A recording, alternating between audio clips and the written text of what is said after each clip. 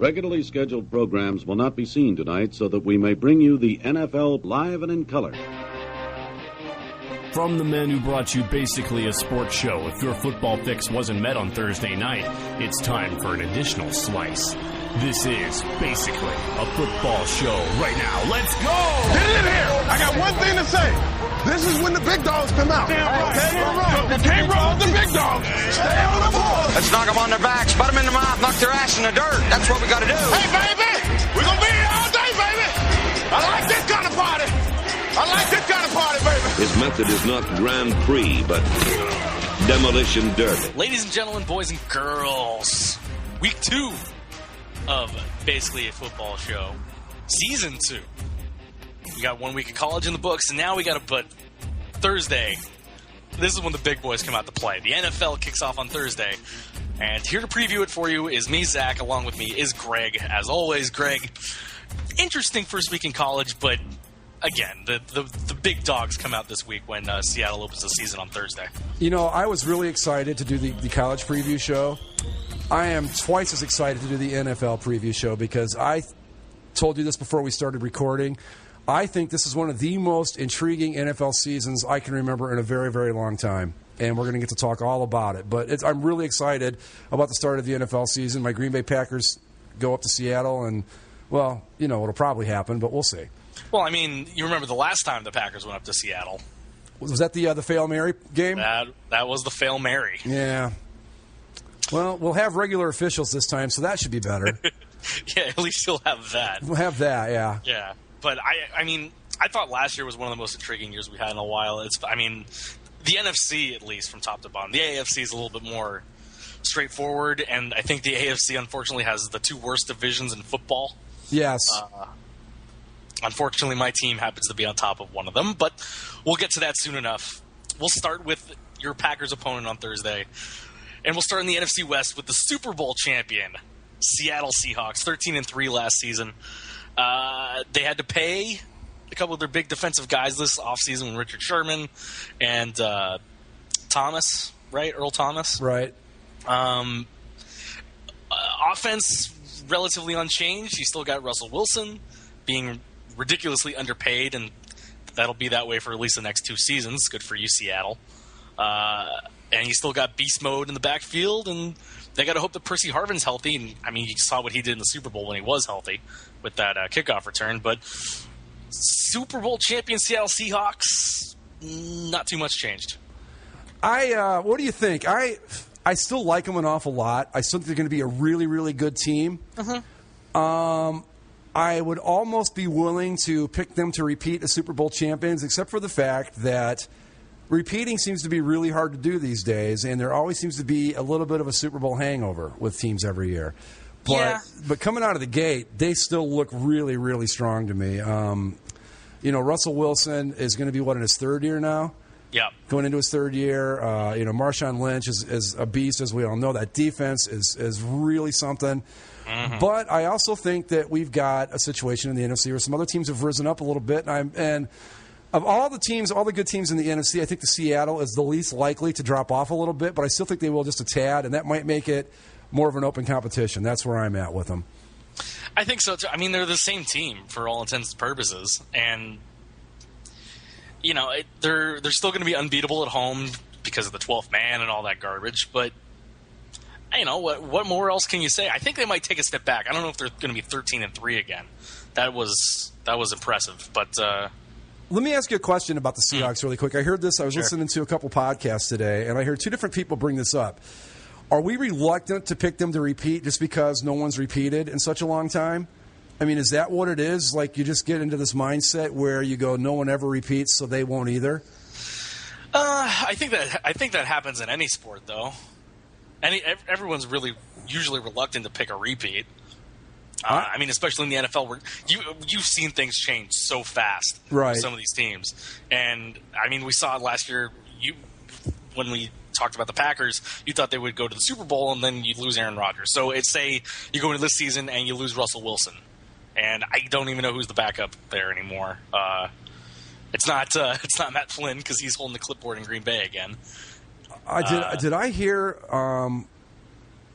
Blaine Gabbert, I think, is the backup in San Francisco. I was going to say Blaine Gabbert, but he's in San Francisco.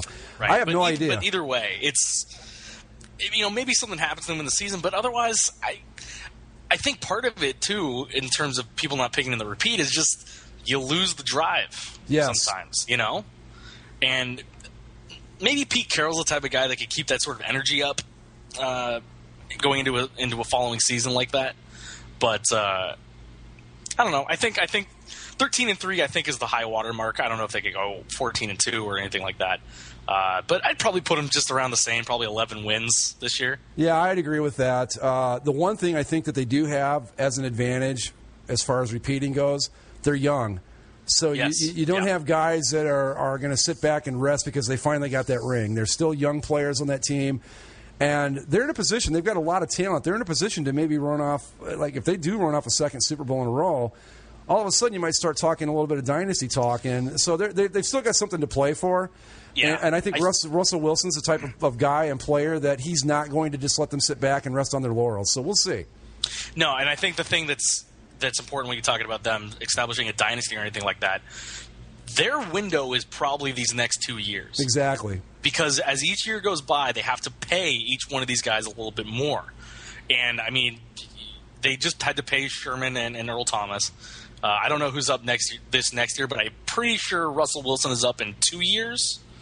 And he's getting paid only like $600,000 a year right now, which, he's a Super Bowl champion right now. If you look at what guys like Joe Flacco get, or even Matt Ryan, who hasn't won anything. Well, a really good example is Alex Smith, who just got a contract guaranteed $45 million. If Alex Smith can pull that kind of money, when Russell Wilson walks into the Seattle GM's office and sits down to negotiate and has that big giant Super Bowl ring on his hand, and he's going to go, look, Alex Smith got this. What am I worth? And how do you Andy Dalton too? Yeah, I mean, how do you argue against that if you're negotiating with Russell Wilson? You can't say, well, you're not as good as Andy Dalton or Alex Smith. So yeah, he's going to get paid and get paid big. And you're right. Yeah.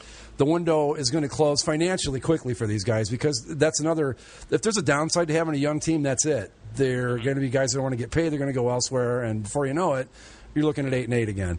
Right. So I think if there's any motivation for them to keep going as hard as they did last year, it's that this thing could have run up pretty quickly. But I still have them on top of the division. But close behind them, even though they've lost several things on defense for several different reasons. The San Francisco 49ers, 12-4 last year, wild card there in the NFC. Went on to play the Seahawks in the championship game and close tight one to the end. They're still going to be right there. Offensively, they're still just as good as they were. Colin Kaepernick, Frank Gore, Vernon Davis, Michael Crabtree, Anquan Bolden.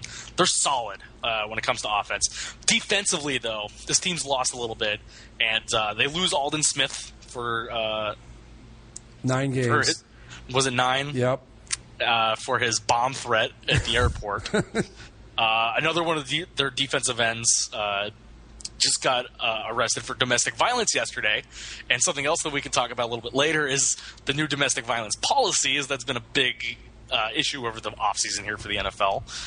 He's going to get suspended 6 games as probably the first guy under this new policy.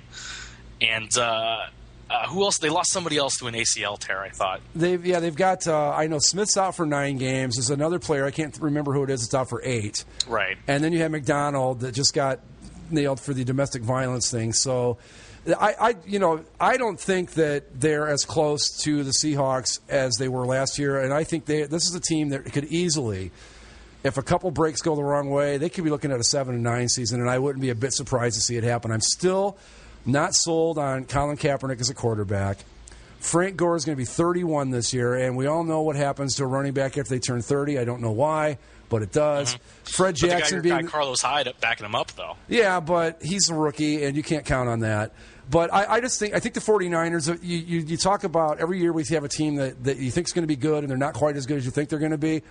If I had to pick one this year, it would be the 49ers. I'm not saying they're going to be bad. They're not going to drop to 4-12, 5-11, or whatever, but the losses they've got on defense for the first half of the season is going to hurt them a lot. You don't know what the health's going to be as things roll along. So I could see them they could get out of the gate slow, and before you know it, they're looking, like I said, 8-8, 7-9 season, and it's just one of those things that I believe they're going to drop back from the pack a little bit. I think Seattle is clearly a cut above them this year, whereas they weren't quite as far ahead of them last year as they are this year. Yeah, I think San Francisco will take a step back. But I don't know if it's all the way down to 7-9, 8-8. I could see it a 10-6 is probably where I'd put them if I had to ballpark it right now.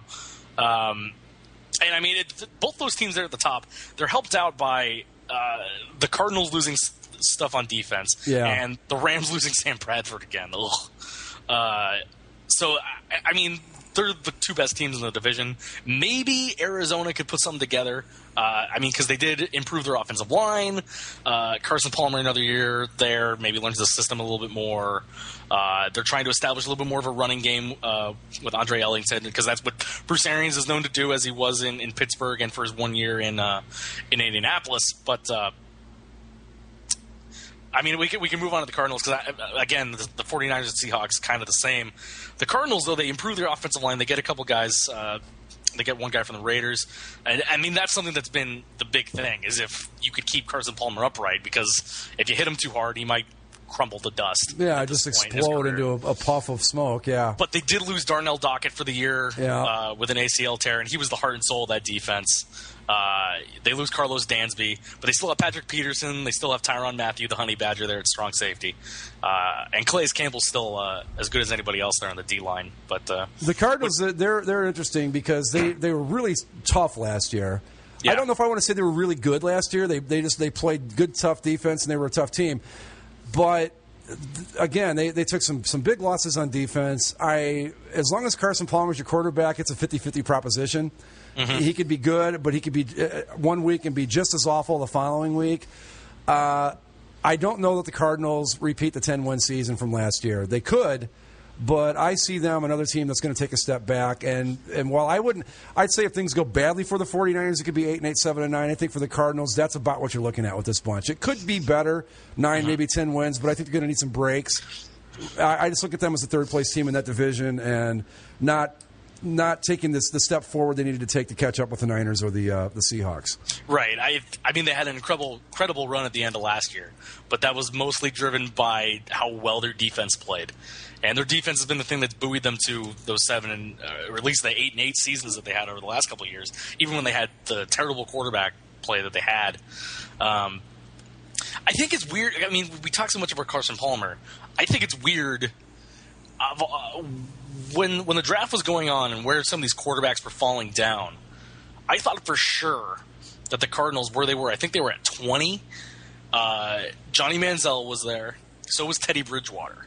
And, you know, I don't know if they think really highly of Drew Stanton as their backup, or if they think that Carson Palmer is going to carry him along for another 2 or 3 years or something like that, which I wouldn't want to rely on. No. I thought that they were a team that would be primed to pick one of those quarterbacks that was falling a little bit there in the draft. Yeah, I mean, they had a shot at, like you said, at Manziel. I think Teddy Bridgewater would have been a great fit for the Cardinals. Oh, yeah. And I think a lot of teams are going to regret not taking Teddy Bridgewater as time goes on. But, yeah, the Cards just standing pat at quarterback was a bit of a surprise. Drew Stanton, I mean, is that who you want to bank your future on? Because let's be honest, it's not Carson Palmer. No. He's already old, and like you said, he could fall apart at any given moment. So a very curious choice by the Cardinals not to draft somebody when they had a chance to get – there was a pretty good quarterback still available at that point, and they just passed on everybody. I don't know. So, I mean, going forward in the future, the Cardinals are – I think the Cardinals might take a huge dip. Not this year, but the next year, because some of their defensive guys are going to leave. They're still going to have, like I mentioned, Patrick Peterson and Tyrann Mathieu in the secondary, but they're losing those guys up front. Carson Palmer's going to go away. Larry Fitzgerald's eventually going to go away. Yeah. I think his contract's up after his contract's not up. They did some restructuring of his contract, and so he's only being paid $8 million this year, but next year he's getting paid $23 million on the salary cap. And as much as I love Larry Fitzgerald, he's getting a little long in the tooth, and I think I could see a scenario where this is his last year in Arizona. Yeah, we talked about it, I think, last year on the show. What a shame it is that he's had to go through the John Skeldon and all those years and all that. But imagine if he had an average NFL quarterback. Oh, yeah. For his entire career. I mean, taking out the spurts that you got with Kurt Warner, but then you have the terrible down years with Derek Anderson and Kevin Cobb and John Skelton and Max Hall was in there. Max Hall. Yeah. Tiny guy at BYU. Not Steve Young, but... It is a shame, and I would like to see Larry Fitzgerald, because I agree with you. I don't think the Cardinals... Again, I don't think they're going to be a bad team, but I think if you're a Cardinals fan and you're expecting to improve on that 10-6 last year, you're probably going to be disappointed. And as it goes forward, I just don't see them building on what they have right now. I think you're right. They take another step back next year and start going back down the other side of the hill where they never had much of a window to begin with. What little window they had is already closing quickly, and I think that Larry Fitzgerald's probably in a different uniform next year. I agree with you. Yeah, but thankfully, due to other circumstances, they're probably at least going to be third because we can move on to the St. Louis Rams. Poor Rams. Yeah. Just come to Los Angeles. Come home. We'll take care of you. Sam Bradford tears his ACL again. They got Sean Hill at quarterback. Their defense is great. Yes, Their defense is going to be very good. They didn't keep Michael Sam. Okay, whatever. No, but he did get picked up by the Cowboys, I saw. Oh, did he? Good. Yes, he did, yeah. I hadn't seen that yet. It's kind of like the Cardinals had been in previous years. It's going to be up to that defense to keep them in games. And, I mean, they were 7-9 last year. They weren't terrible, but that was 7-9 with Sam Bradford. 7-9. I don't know if they could get to 7-9 even with Sean Hill. Well, here's the running back this year is Zach Stacy. He's good, but but to carry a team. He's not Adrian Peterson. He's not going to get you 4 wins by himself. No. But something I listened to the BS report today, and they brought this up, and I think this is a good point. Is Sean Hill really that big of a downgrade from Sam Bradford? Not potential-wise, not upside-wise, but just like side-by-side play. Because Bradford, we talked about it. We talked about it on this show. We've talked about it on basically a sports show. How long do you stick with Sam Bradford before you finally say, you know what, this guy's just not going to work out? Well, I think we had talked about this a long time ago in the offseason, but I think we had said this last year, that last year was the make or break year for him. If I was the GM, I would have, after last season, I would have been like, you know what, we're going to move on. And I mean, they're another team that didn't draft a quarterback when they could have late in the draft.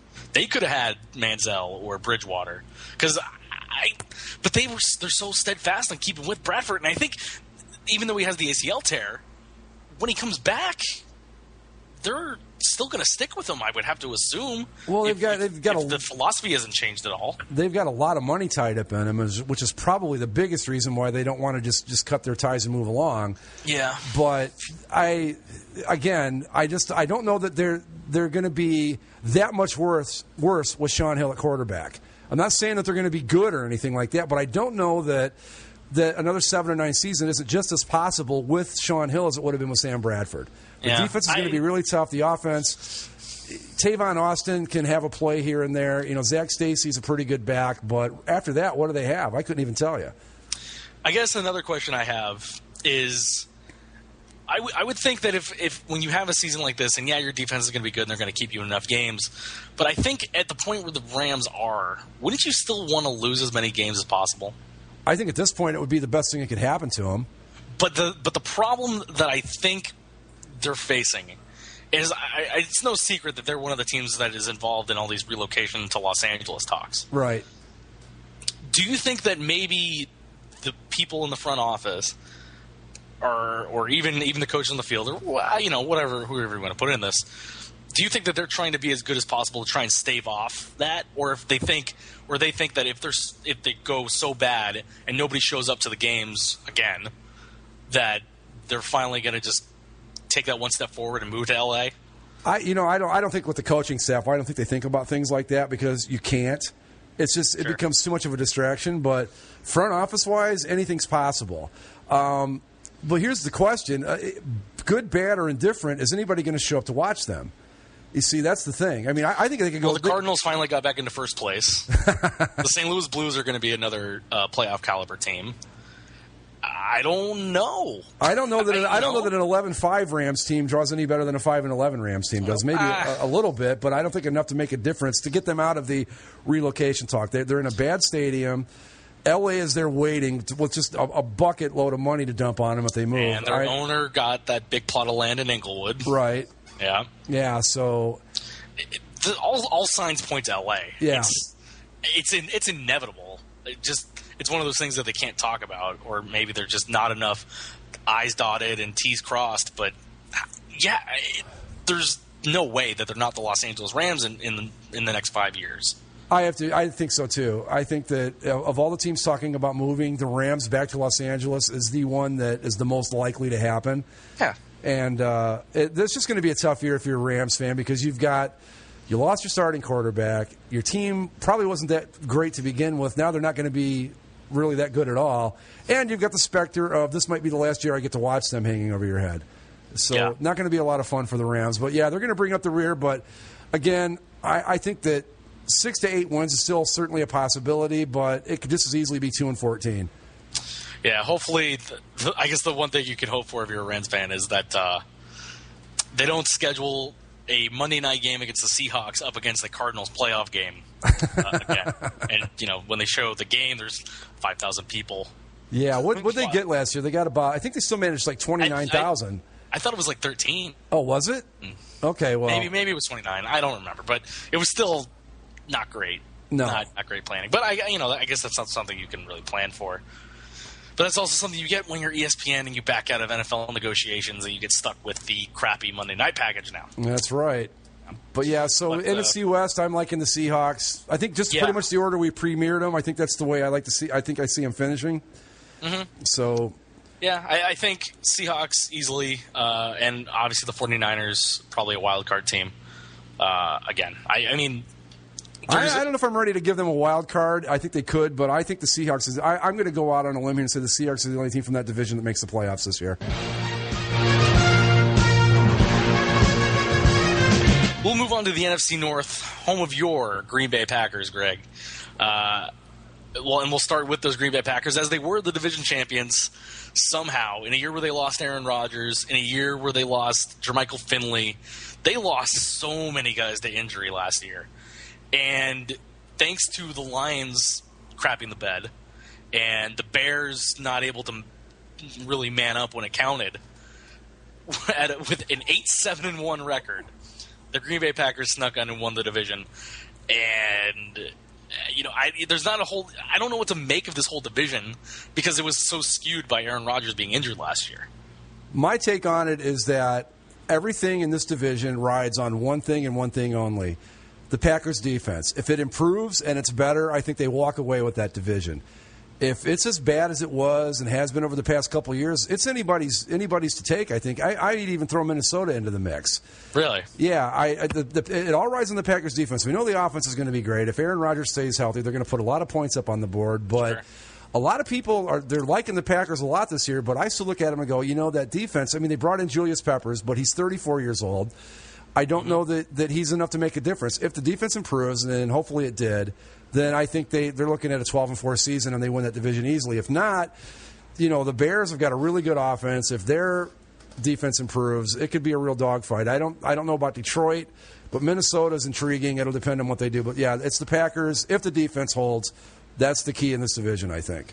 Mm-hmm. Yeah, I mean they still had a negative point differential last year, negative 11 points, allowing 428 points. The third most in the division, somehow ahead of the Lions. Yeah, I mean it's for me. I mean you obviously watch them more as you are a part owner. That's right, exactly. I own like 0.0000001% of the team. Yeah. Yeah, you have a say. I have a say. You definitely recruited Julius Peppers. I know you made a couple trips down to Chicago. I absolutely did. Yes. And he said, "Who the hell are you, and why are you on my front steps?" But the pass defense has been an issue for a couple of years now, but they've still been able to do pretty good things in spite of that because Aaron Rodgers is one of the top 3 or 4 quarterbacks in all of football. Right. And if he's healthy last year, they run away with the division. And I still think as long as he's fine, because even when the rest of those guys went out, he was still okay. But you lose Rodgers, and that kind of screws over the whole season. Even though you do make the playoffs at the end, you're not a big threat once you get there, unfortunately. But I don't know. I still think the Packers are pretty good. I don't know if they have the next step, because I think in the playoffs is where the defense would become a bigger problem. Because I don't think any of the teams in their division have a truly explosive offense. Detroit can be, but they choose not to most of the time. Well, I think the Bears, are just, and excuse the pun, they're loaded for bear on offense. I think they're gonna be, again, it will depend a lot on Jay Cutler, as it always does, but that's a team I think is going to score a lot of points. And when I talk about the Packers defense being the difference, if the defense is solid and can play well, you're looking at a 12-4 season probably. If not, you're looking at a 10-6, and all of a sudden, you got to remember these guys all get to play each other twice. So the Bears could be right there in it. I'm not ready to hand it over to the Packers just yet. I think that, again, if the defense is there, yeah. But otherwise, I like that Bears team a lot. I got to be honest. Yeah. Well, let's talk a little bit more about the Bears then. I think we've exhausted the Packers for what they're worth. They're kind of the same as they've been for a while. Right, exactly. The Bears, they showed – Jay Cutler was injured last year as well, and that kind of screwed the Bears' chances. But even when Jay Cutler was out, they have Josh McCown in there, and he starts throwing touchdown passes to Alshon Jeffrey and Brandon Marshall, and Jeffrey's now elevated himself into one of the top 10 or 15 receivers in the league.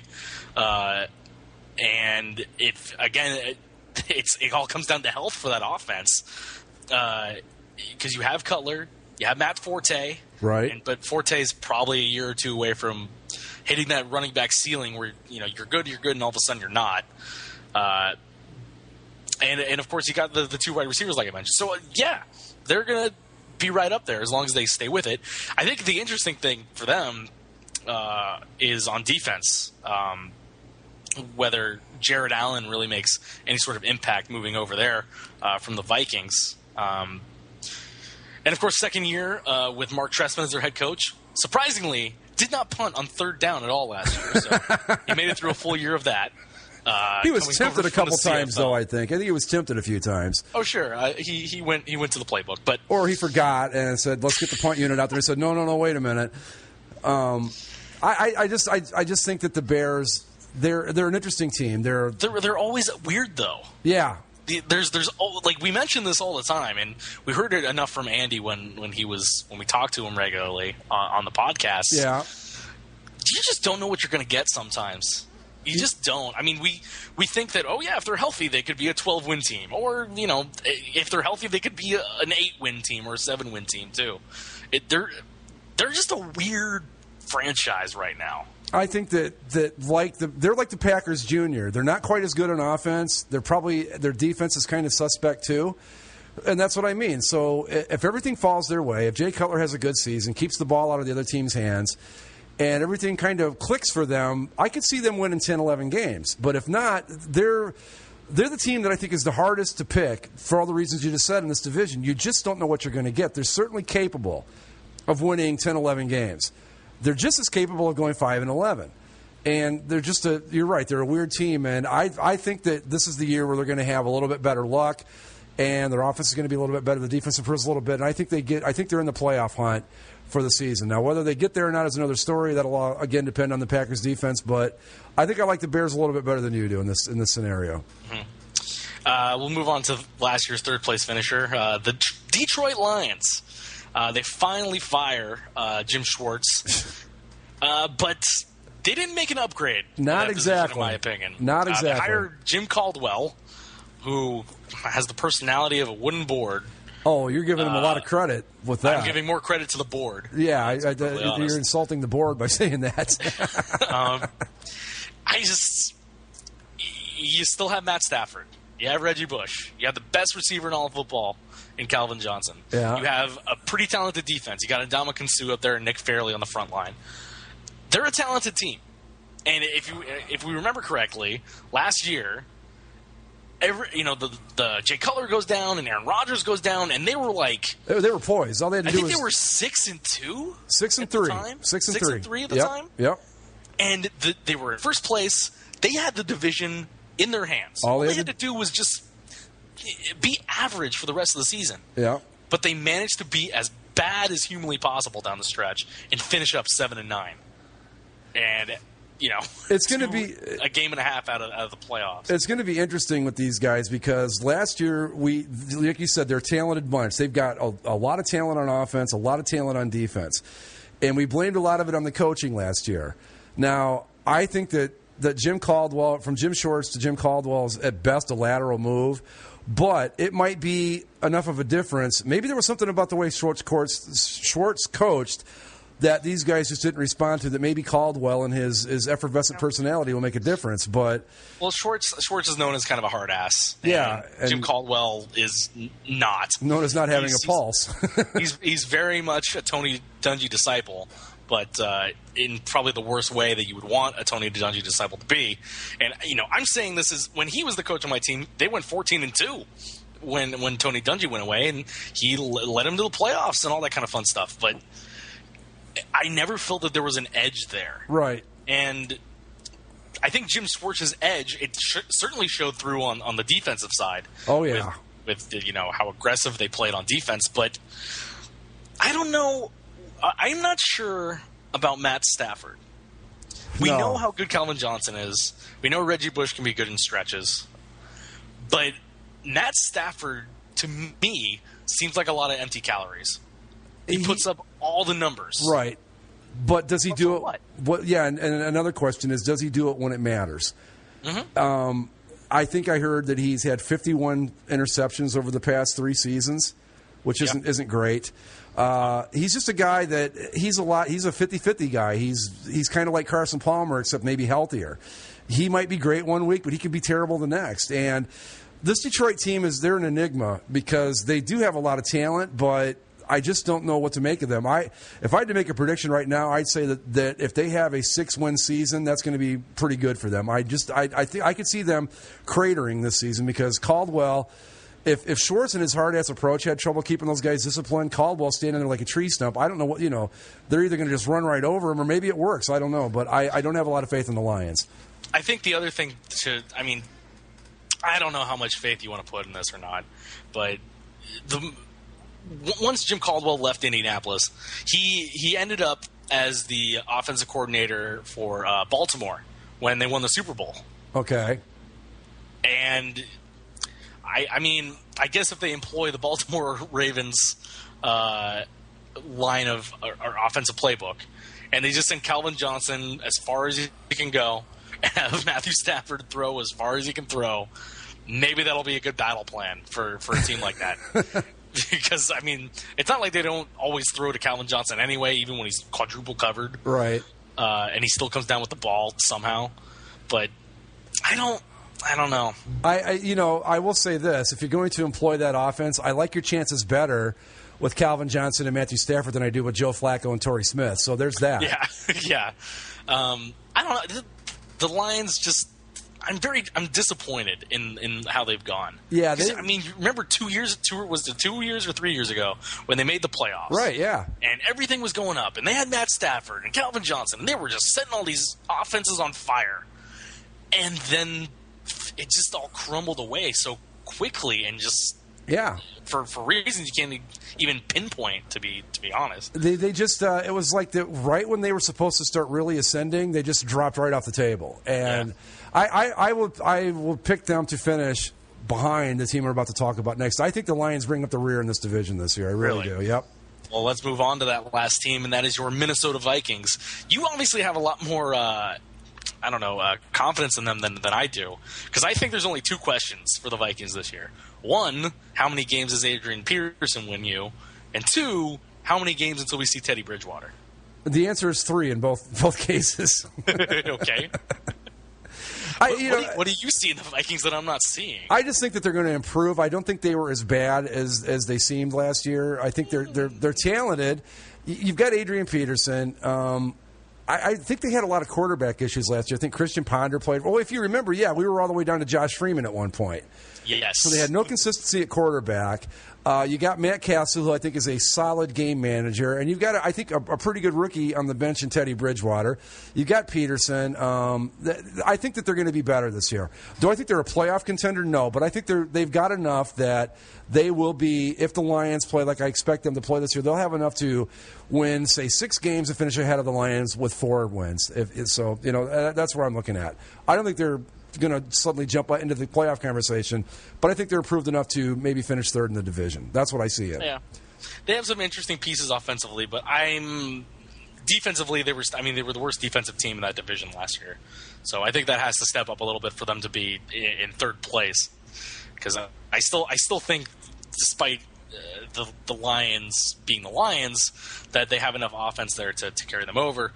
I think Adrian Peterson would have to have another record year to make the Vikings up to what you think they're going to be. Well, I think even if they do put in Bridgewater early, say week 3 or 4, something like that, or even week 5, he's still going to have to go through the growing pains, and I don't know if they have a whole lot to work with for him to throw to. I mean, you have Peterson coming out of the backfield, and you have Greg Jennings, but I don't know. Yeah, I just don't see enough offensive pieces there for them to really work up enough points to go where you think they're going to go. Well, I think that, like I said, I think that they're a 4 or 5, maybe 6-win team, and that's a good season for them. But I do think that Detroit, I just don't know how you recover from last year. I don't think Jim Caldwell was the answer, and I think that Minnesota as a team that, while not on a meteoric rise by any definition, they are moving up. Or I think Detroit craters this year. I just do. I mean, I could be wrong, but I like Minnesota better. Yeah, maybe. I mean, I honestly wouldn't be surprised if any of the bottom 3 teams of that division, no matter what order they finished, just because, I mean, we talked about how up and down the Bears can be, how up and down the Lions could be, and then maybe the Vikings surprise a lot of people. But I think this division's pretty straightforward. Like I said, I think the Packers are the class. I think they win this division with ease, not having to sweat it out in the last day of the year like they did last year. But like I mentioned, I think any of those 3 teams could finish in any which order. But I think the Bears will still be at the bottom of that playoff mix, at least until week 13. I think the Bears are the best chance to, if anybody's going to unseat the Packers, the Bears have the best shot at it. I don't think they will, but I think the Bears have enough to be in the playoff mix throughout the season. Whether they get there or not, we'll see. But I'm going to be optimistic with the Bears and say that they're going to be better than people think they're going to be. And Detroit, Minnesota, you can interchange them, and we'll see what happens. But I think it's the Packers' division to lose. If the defense improves, I think they walk away with the division no problem whatsoever.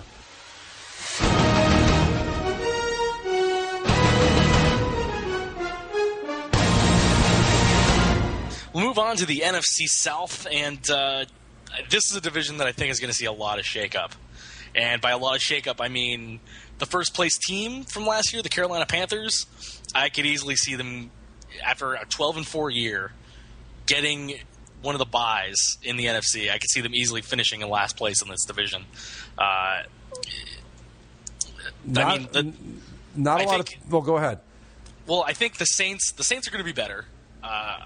Even if they're the same at 11-5, I mean, they were still a game behind the Panthers. They're still one of the class teams in the NFC.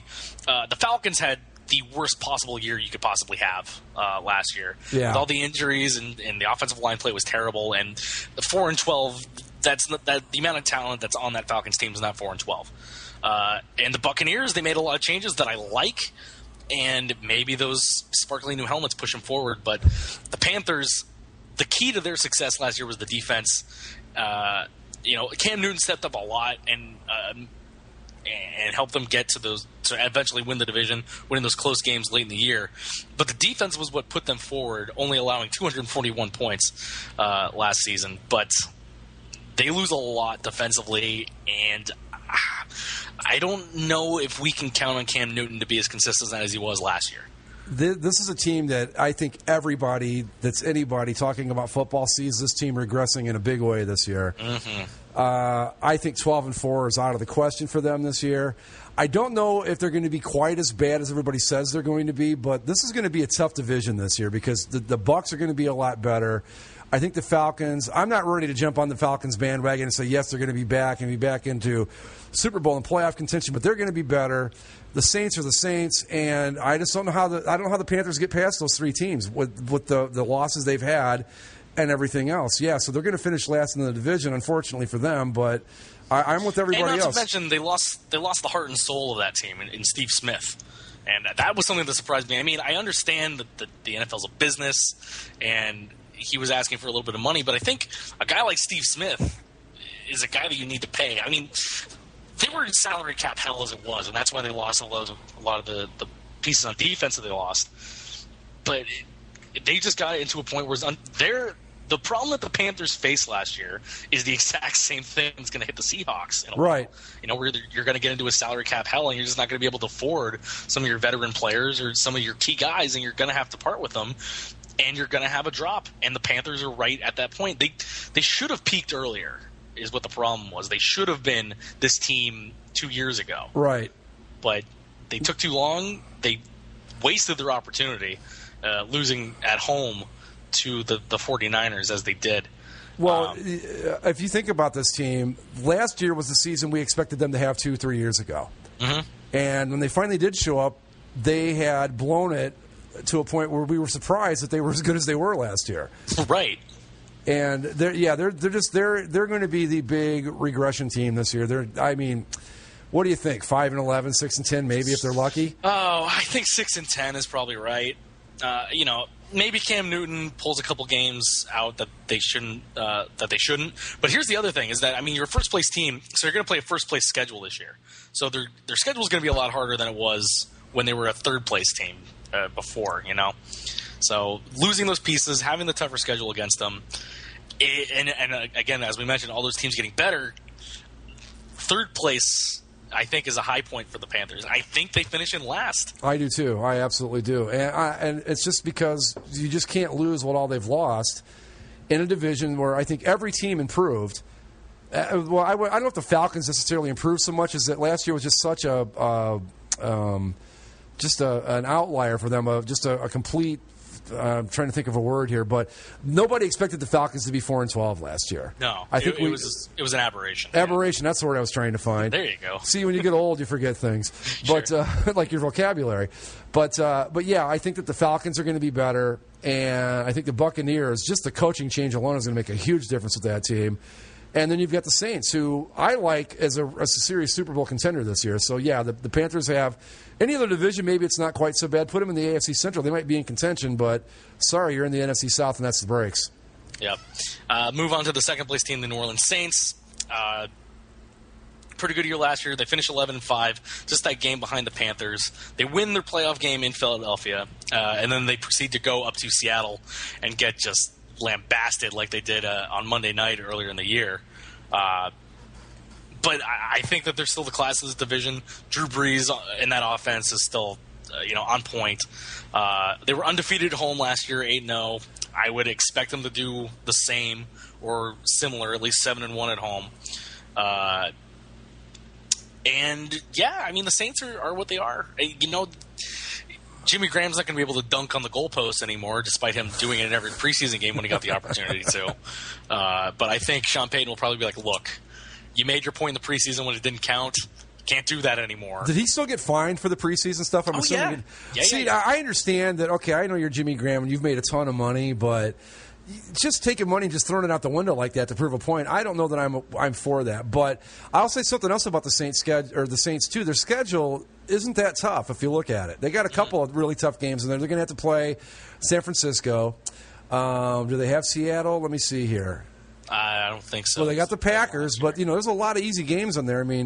After Atlanta, they've got Cleveland, Minnesota, Dallas. Tampa Bay might be tough. Detroit, Green Bay is a tough game. Carolina is going to be easy. They could. I just think they're the class of the division at this point. and they're going to win it easily. They're better than they were last year. I think the defense has improved a great deal. And Sean Payton's a great coach. I think he proved that by the year he was gone and then coming back and seeing what they did last year. So they're going to be, like I said, I like them as a Super Bowl contender this year. Yep. Then even the road games that they have, they do have some interesting road games late, though. Luckily they play Cleveland earlier in the year, so they're not going to get the terrible lake effect that you could get in Cleveland Stadium. But, they do go to Pittsburgh late November. They go to Chicago December 15th. So those are two big ones. But, finishing off the year in Tampa Bay, not a bad deal. Right. And, of course, playing outside for this team's always an issue because of the dome that they do play in and they're so dominant in. They went 8-0 at home, but they were only 3-5 on the road last year. And that's something that's always their thing, though.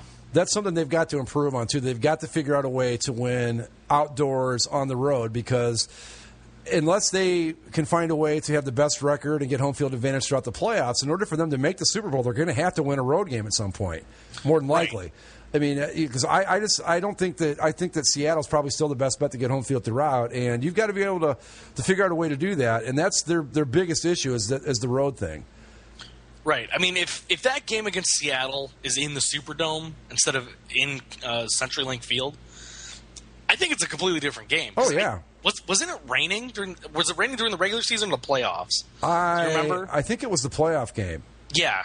Because we thought that they might have a chance, and then the rain came, and that was like, that's it, forget it, there's no way. Right. They were kind of close, and the rain came and shut them down. So I think it's a completely different game if they switch locations. So 11-5, 12-4, even 13-3, I think that's where this team needs to be if they have any sort of Super Bowl chances. Because if Seattle's on point, or if Green Bay is on point, right, and they have to go into Seattle or Lambeau Field, I don't think, even as good as I think the Saints are going to be, they don't come out of either of those places with a playoff win. They're not going to Lambeau Field in January and winning a game unless something changes drastically about how they play on the road this year. That's just not going to happen. Yeah.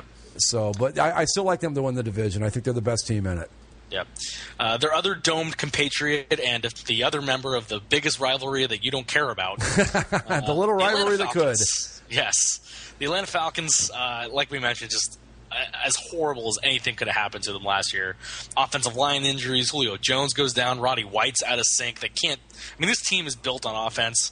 Their defense is okay, but it's built on Matt Ryan and that offense. Right. And they just were bad. There's no other way to put it. They were bad. So I don't think there's any way, even if everything was equal, I don't think they could go 4-12 again. I think that's going to be pretty hard to do. But with the class with the improvements, and even if Carolina's sliding down, there's still going to be a tough win there for Atlanta. But what do you see from Matty Ice and the Falcons? Well, I will you've been watching the Hard Knocks. I will say this about Matt Ryan. I don't know how much faith. He's a pretty good quarterback and all that. But watching him on Hard Knocks, I gained a new appreciation of him as a person. He just seems like a really genuinely nice guy, and I like that. I don't think that makes a bit of difference on the football field, but it's all on the offense. But if everything works out for them, if Matt Ryan has a good season, and they're tight at wide receiver, you got Roddy White. You've got Julio Jones, and you've got Devin Hesser's there now who can do some damage. Yeah. The only Steven Jackson's not that bad as a but he's over 30 now. But they've got the kid Devontae Freeman who looked okay in the preseason. But I think they make an improvement from last year. I know a lot of people are looking at him saying, there's your bounce back team. But I don't see that. They might contend for a wild card spot, but they're going to be better than 4-12. But I don't know that the defense is enough to get them to the point where they're a real serious playoff contender. They could be, but that's what it boils down to for them. They're just going to have to outscore people. And I think if memory serves, they have a little trouble winning outside the dome too. Yeah, they were 1-7 on the road last year. But, yeah, so they were 4-12. I don't know how much you want to take out of that. But yeah, I think they'll be better. I think they'll be in wild card contention. They're not going to catch the Saints, I don't think. No, they could be there. Those games between those two are going to be shootouts, though. Yeah, they're going to be fun to watch. They could be there in the end in the playoff race, but I don't see them winning the division or anything like that. I don't think that they're going to make the big turnaround that a lot of people think they're going to. I think they'll be much better. And last year, it just kind of snowballed on them. They got off to that slow start, just kind of like with the Texans, except not as bad. It just fell apart from there, and they couldn't get it back together. But maybe a wild card shot. We'll see. I'm saying anywhere between 8 and 10 wins at best. It could be 7 and 9. Who knows? And we'll round out the division with the last place team, the other 4-12 team, the team that I think has had probably the best offseason of many of the teams in the NFL, despite their uniforms. Oh my God, that they're running through now. The Tampa Bay Bucks. They get a new head coach in Lovie Smith. They're just switching out to Lovie Smith. There's just a new energy there. There's not the personnel changes. There's several of them, and they're kind of here and there. But I just think the energy change, the mindset of the franchise from last year to from Greg Schiano to Lovie Smith now is just such a complete 180. And I think that's a team that really needed that invigoration of energy that a head coach like Lovie Smith can bring, coming from what they had before.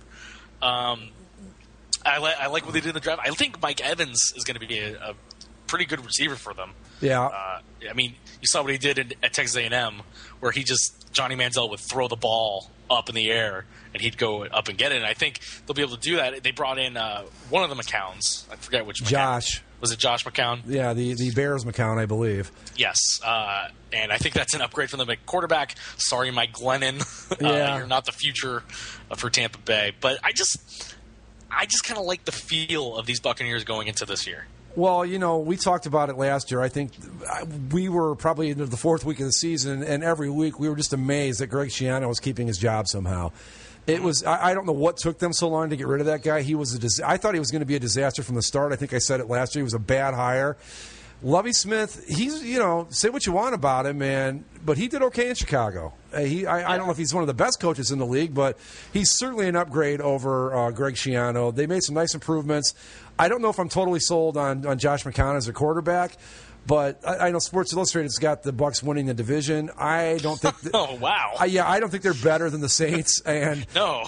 And I think the Falcons are going to give them fits too. But I could see them, again, they're like the Falcons. I could see them fighting for a wild card playoff spot. It's going to be a tough division because they play each other a lot. And it's going to be, I think, a lot like it is every year in the NFC South. They're going to beat up on each other, and we'll see who's left standing at the end. But I think they're probably a little better than the Falcons and maybe a contender for a wild card, but not division champions, not yet. I mean, I like them. I don't even know if they're going to compete for the playoffs. I could see them going getting 6 or 7 wins. Yeah, I mean, they could compete for a playoff spot. I don't know if they will or not. Right. And Lovie Smith's going to turn the defense around. I think the thing here is that what they're doing now is the perfect way to turn a franchise around.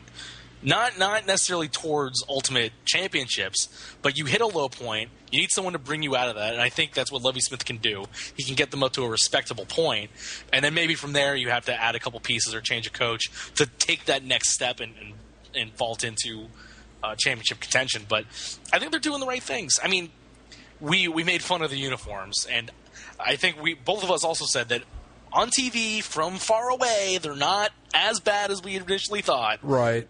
But then once you look at them close up and you see how dumb everything is together. Yeah. But hey, they're going to be shiny, I guess. Well, I hopefully the players don't care. I kind of wish they did, because maybe then we wouldn't see as many ridiculous uniforms. But yeah. But I think they're going to be improved. I'm not as sold on them as a lot of people are. I did hear this, though, that when they were 0-8 last year, according to the Football Outsiders website, they were the very best 0-8 team ever, which you can take that however you want. I don't know if that means that they're, yeah. But that there were a lot, bad breaks and this, that, and the other thing. So, but a lot of people are like, they're going to win the division. They're going to be really tough. I'm not ready to go that far with them yet, because I still think the Saints are kind of like the Packers in that respect. They're a cut above everybody else in that division, I believe. Yeah. So to round out the NFC South, obviously we both think that New Orleans is probably going to run away with this thing pretty handily. Unfortunately, the Panthers are going to fall back, but I think the Falcons might be the only team that end up competing for a wild card spot. But I think the Saints are the only playoff team out of this group. I would love to have seen the Panthers keep their success going, because I love that. I actually like that team. I like Cam Newton. I like the uniforms, and all that sort of stuff. I like their vibe, but they just, sometimes things are just out of your control, and that's something that the salary cap provides, and it's too bad. But we'll see. I think that the Falcons and the Bucs can contend for a playoff spot. Of the two, I'd probably pick the Buccaneers to be more likely to contend for a playoff spot, but I'm not ready to say they will. I think I'm a little bit higher on both of those teams than you are, but again, it's the Saints all the way in that division.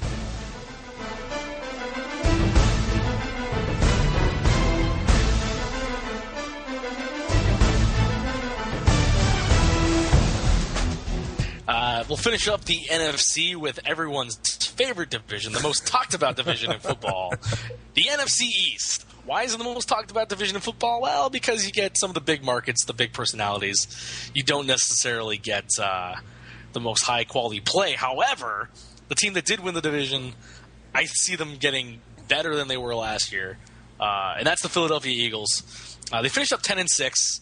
Nick Foles was good. Chip Kelly seamlessly transitioned in the NFL. And, they had their struggles early when they were still trying to kind of poke their way around, trying to feel out how this whole thing worked. But once they got on a roll, they were one of the better teams in football towards the end of the year. They lost their opening game in the playoffs to the Saints at home, no less. But you look at the rest of this division, and Philadelphia is the best team in it. Easily. I don't think that's debatable. Right Easily. There's not you want to talk about a division where no one else is going to compete for a playoff spot besides the Eagles. This is it. But this is something I heard today, too. I want to bring this up and see if you realize this. Do you know, now thinking about a Chip Kelly offense, do you realize that the Eagles ran the ball more than they passed it last year? Really? Yes. Huh. They were the number one. I mean, LaShawn McCoy's the best player on that team, so it's probably the best thing for them to do. But yeah, I'm with you. Now, a lot of people are talking like they're going to really make the big jump. I think they're clearly the class of this division. And I thought Chip Kelly wasn't going to do well in the NFL, but he seems to be doing okay. These guys are going to walk with this division. Their problem is going to be staying focused and not losing some dumb games towards the end, just because it's been so easy for them. But yeah, they're easily the best of the bunch. Deshaun Jackson's a great player. Deshaun Jackson not on the Eagles anymore. Or what did I say? Deshaun Jackson is now. I'm thinking of LaShawn McCoy. I'm sorry, my bad. McCoy, right? Okay. But anyway, McCoy. Yeah, but they're going to be really tough. Yeah, easily the class of this division, and the rest of it is just a complete dumpster fire. I don't know that they even deserve us to talk about them, but I guess we have to. Yeah, we will. We both really like the Eagles, I think. Yeah. If not just because of the rest of the division. In second place, the eternal 8-8. I think, didn't they put up the stat last year that the Cowboys are 5 since they won the Super Bowl back in '93? Something like that, yeah. That they're an even 500 team since then. Pretty much, yeah. Which explains everything you need to know about the Cowboys. They try so hard. Jerry Jones really wants this team to be good. And it's always, if things break right. But here's the thing. Things don't break right for the Cowboys. No, and but things don't break badly for them either. They're 8-8. But you want to know? You want to know why things never break right for them? Because they're not good enough to break right for them. At some point, when you're talking a team like the Eagles, the Packers, the Seahawks, you can start talking about things breaking the right way here and there. When you're the Cowboys, everything can break the right way. They're still going to be 8-8 because they just don't have the talent to be any better than that. And until Jerry Jones finally says, you know what, I've got to blow this thing up and start over again, this is what they're going to be. It's this way. It's 8-8 the rest of the way in. They're not going to – they might – have a break or two go their way and get a 10-win season, but they're never going to be a serious Super Bowl contender set up the way they are right now. It's just as simple as that. I think this is the year they don't go 8-8. I agree. I think they go 7-9. Yeah, or 6-10. They're really going to fall off the table and go 7-9. I probably it's just Tony Romo's still okay. Tony Romo's still a decent enough quarterback. He just can't win you big games. He can put up all the numbers. He's Matt Stafford. Exactly. Matt Stafford is going to turn into Tony Romo at some point. Enjoy your career, Matt. But Jason Witten's still pretty good. They finally got rid of Miles Austin, so Des Bryant's still there.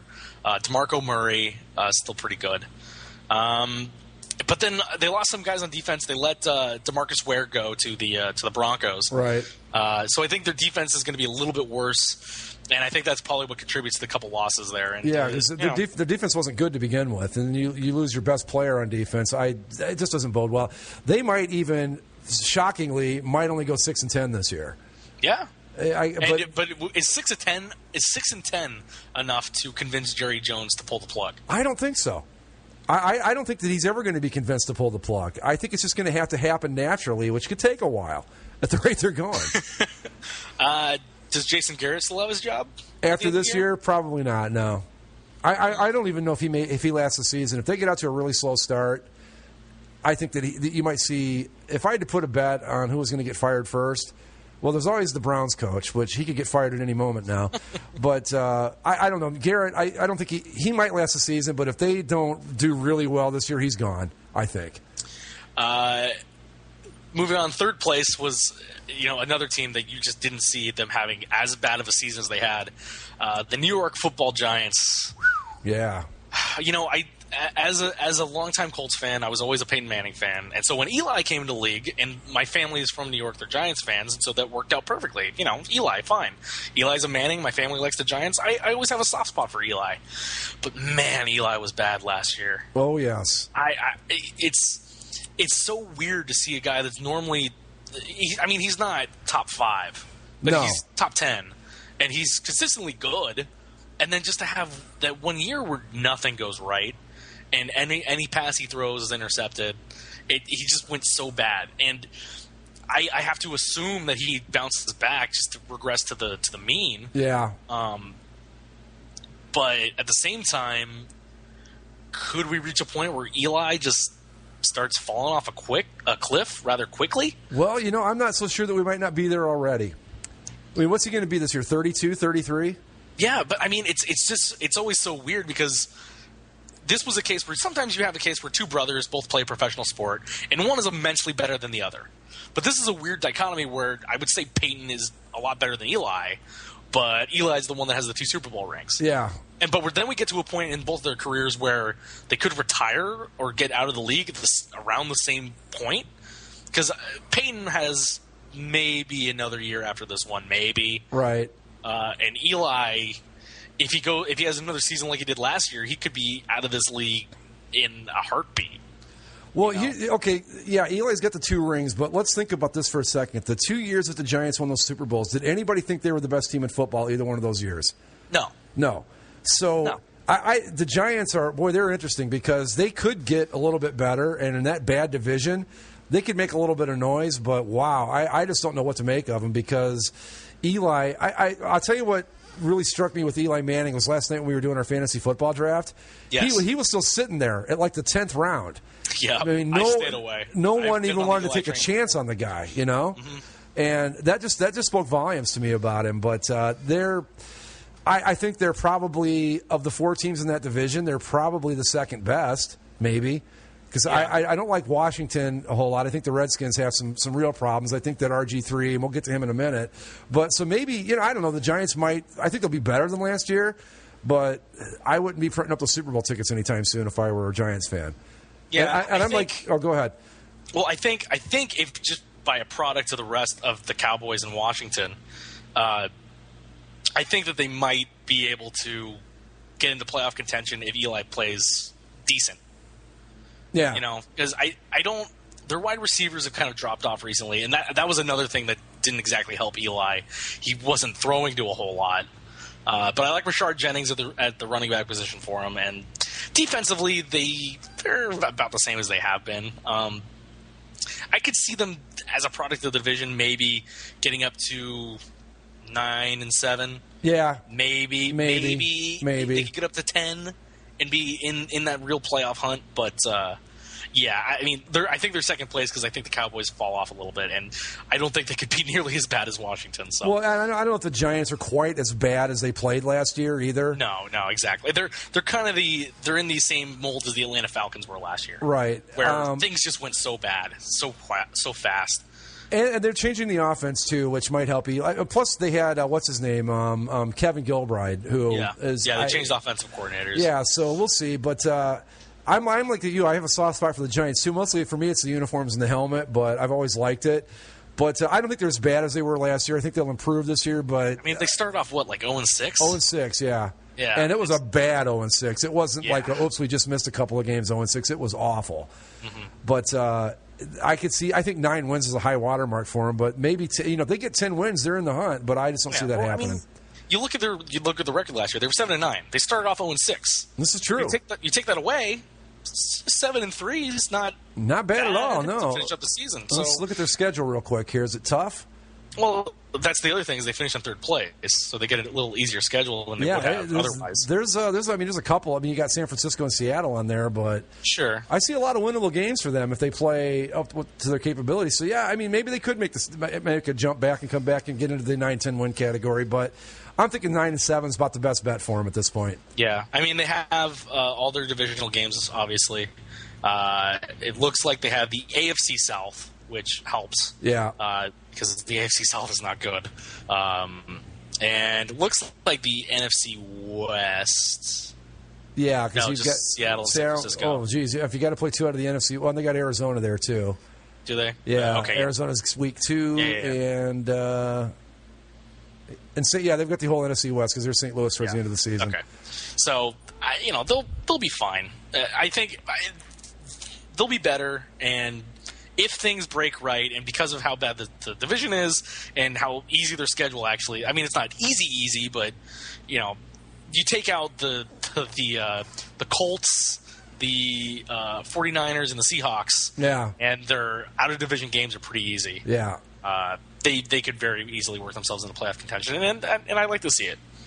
Rounding out last place, as if they didn't have enough problems off the field, the Washington NFL franchise. I'm going to make a stand. Are we not going to use their name? I'm fine with that. I'm not. Okay, then we shall not use their name anymore. You used it a second ago, so yeah, I know. I didn't want to come across like I was being too PC, so I went ahead and said it. But if we're going to make the stand, I'm right there with you. We will not use their name anymore. I mean, I don't know how much of a difference we'll make. Well, no, but if there's 2 of us. We can get 2 more. Who knows? But yeah, I'm with you. Okay, so go ahead. I've got. Not a whole lot to say about these guys, but there's not a whole lot to say. Just really quick, I don't think RG3 is going to work out. No, I think that's pretty proven. Yeah, because even if he's good, Washington gets up to 7, maybe. I think he could have been good. I think Mike Shanahan ruined his career 2 years ago. Yeah, I mean playing him in that playoff game was a bad idea. Yep. But I don't know why we talk so much about this stupid division. I don't either. I mean, we really could have just said the Eagles are going to win it and move on, and wouldn't miss a thing. There's always so many stories that come out of it because it's what people talk about, unfortunately. But their defense is meh.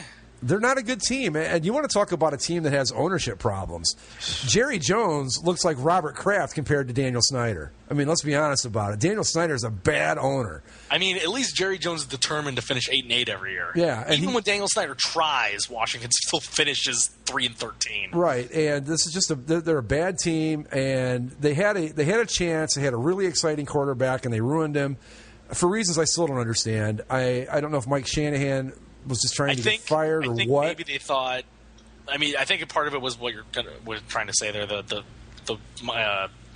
Mike Shanahan internal rift that was going on at the time. Right.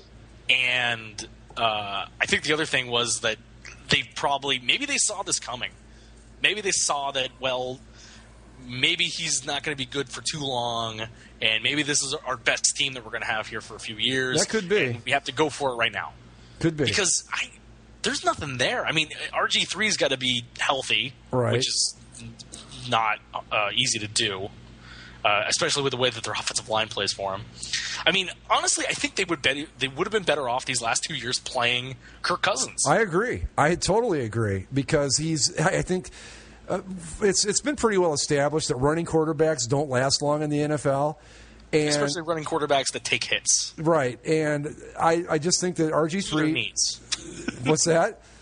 that take hits to their knees. Exactly. But yeah, they're just not a good team. They're going to be, I think 5 wins is pretty much a reasonable expectation for these guys.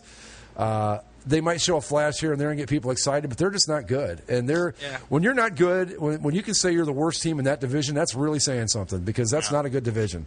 I mean, you have Pierre Garçon to throw to. You have Alfred Morris coming out of the backfield. You have Deshaun Jackson. I got him right this time. Right, Deshaun Jackson now comes over to him. I don't know. And the thing is, sometimes you can say that some teams just play despite any of the outside influences when it comes to outside stories. Right. I really think this name thing is starting to wear on this team. I can't imagine how it wouldn't be. Because, when you get into the season, you're playing football and nobody really asks you too much about it. But then every single offseason, every single one of those players has to answer questions about it for months. Exactly. And the team has to put so much energy into defending itself for months. And you think that their focus would drift away, or that the players would just get tired of it. And I think this is a situation where all that off-field discussion just kind of, it not necessarily gets them distracted, but just wears them down after a while. Well, yeah, because you don't really want to play there anymore. You got to think about it. Let's say that Alfred Morris goes out and rushes for 240 yards. The third question out of any reporter's mouth after that game is, what about the name? And you just get tired of it. You get tired of the attention.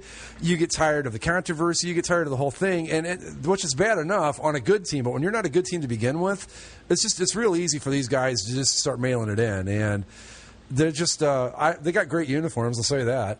I like their helmet and their uniform a lot. The name itself is awful, but the depiction of a Native American on the helmet is actually very well done and very respectful. So that's the best thing I can say about them. They're not going to be good. They're going to be last place in a very bad division. That's what I think of the team from Washington. Yep. And, you look back a couple of years, and you look at how they got RG3 with that trade with the Rams. Yeah. And you see the guys that the Rams have picked up, and most of them have been defensive players and I think an offensive lineman. And that's really starting to put the Rams on the right track if they could just get a quarterback that, doesn't explode. And you look, if RG3's out of the league, and if he gets injured again, and he will. I think even now St. Louis has won that trade. But oh yeah, it just shows you don't do things like that. You don't do Herschel Walker trades. No, and they don't work. I know that it's really fun to get caught up in the guys like the RG3s and the Johnny Manziels and all that, but history has proven that even when these guys are good enough to play in this league, they don't last. And that's something you got to think about. If you're going to roll the dice on a quarterback like that, it's got to be an Andrew Luck type guy. It's got to be somebody that's built in the traditional quarterback mold that is going to be there in 5 years. Yep. But that's finally we can be done with the NFC East. Hopefully we only talk about the Eagles this year. I think we made a decree a couple of years ago, or last year, because this is the second year. We wanted to not talk about that division at all. We didn't want to talk about the Cowboys ever, but you get sucked into it because I think what the deal was last year with the Cowboys is we would not talk about them until Tony Romo threw the interception that ended their season. And damn if that isn't exactly what happened. He did it against Denver. Yep. Yep. But, Philadelphia Eagles, class of the NFC East, and I could care less about the rest of it.